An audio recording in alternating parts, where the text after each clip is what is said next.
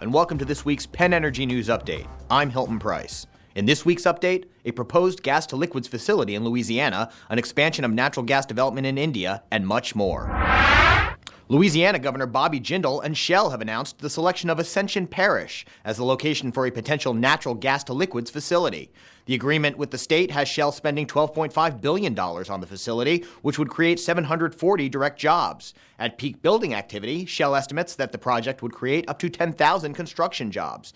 A final decision to build the proposed project would be made after site evaluation and preliminary engineering studies are completed. Construction would follow that decision.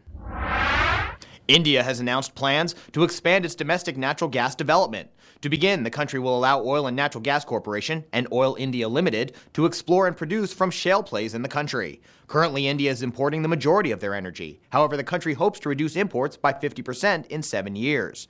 It is estimated India has 63 trillion cubic feet of recoverable shale gas. That's enough to provide the country's gas-fired power plants for at least 2 decades.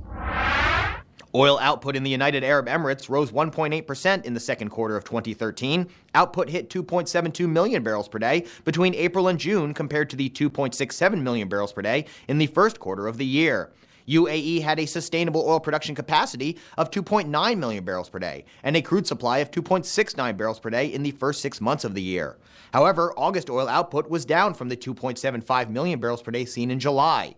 The UAE Oil Ministry aims to increase oil production capacity to 3.5 million barrels per day by the end of the decade.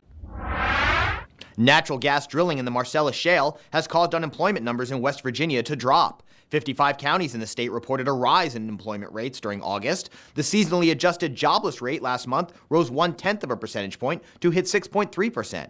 Oil and gas pipeline construction and related structures have sparked the most growth in the energy industry and employment in that state. Technip was awarded a contract by Statoil to fabricate and supply flexible risers for several fields on the Norwegian continental shelf. The contract also includes options for further risers and flow lines. These flexible pipes will be used to renew the pipe-based infrastructure on Statoil's operated fields.